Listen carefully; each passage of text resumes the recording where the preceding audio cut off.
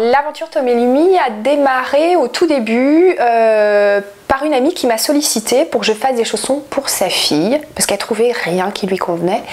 Ce qu'elle trouvait sur le marché lui trouvait ça un peu neuneux, pas très sympa. Donc j'ai commencé par une première paire comme ça et puis ça a fait boule de neige parce que des amis ont voulu aussi des chaussons et puis un jour je me suis dit il fallait que je professionnalise tout ça et donc je suis partie en créant ma structure au sein de l'ouvre-boîte 44.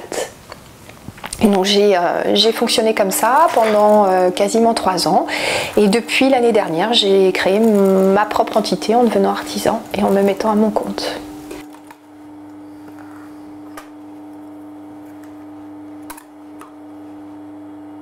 Je fabrique des chaussons en cuir, en tannage végétal. J'utilise que des cuirs sans produits chimiques et je travaille sur des modèles aussi bien enfantins que des modèles adultes. Pour l'instant, j'ai développé uniquement une gamme féminine parce que j'ai pas trouvé d'idées masculines qui me conviennent.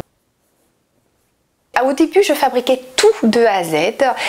Ma production se développant, maintenant je fais sous-traiter ma broderie par une entreprise en fait qui se trouve à Saint-Marc-du-Désert, qui est pas très loin, qui eux ont la possibilité en fait de me produire plus rapidement et en plus grande quantité mes chaussons. Donc en fait, je m'occupe de toute la partie découpe. Ensuite, je les envoie dans cette entreprise pour me les faire broder et quand ils sont brodés, je les récupère pour les monter. C'est plus intéressant de faire la broderie sur des petits chaussons que de faire des logos publicitaires. Je veux dire, au bout d'un moment, les logos publicitaires, c'est bien, mais bon. C'est plus sympa. Ouais, ça c'est plus sympa. Tous mes cuirs, que ce soit mes fils, etc., tout est certifié. La seule chose aujourd'hui que je n'ai pas réussi en fait à gérer, ce sont les petits clips qui sont malheureusement en plastique de fabrication française parce que j'ai pas trouvé d'autre système qui me permet d'ajuster correctement le chausson sans passer par ce petit système-là. Le tannage végétal, ça fait pas très longtemps que c'est facile d'en trouver. C'est une méthode ancestrale qui existe depuis des millénaires, qui avait été un petit peu oubliée à cause du développement industriel. Et c'est un cuir que j'ai découvert il y a quelques années et il correspond d'une part complètement à ma philosophie de vie. C'est-à-dire, je suis quelqu'un qui fait énormément attention à l'écologie, à l'environnement, à la préservation de la santé humaine.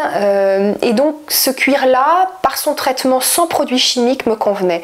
Si on commence à parler du cuir en tannage traditionnel, ça fait très peur, hein. Il y a du chrome, de l'arsenic, du plomb, des métaux lourds.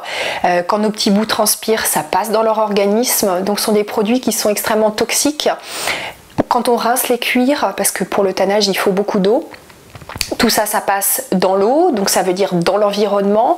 Et il fallait que j'ai un cuir qui corresponde en fait à mes ambitions de préservation de l'environnement, de la qualité de vie et de la santé humaine. Et ce cuir-là, il correspond complètement.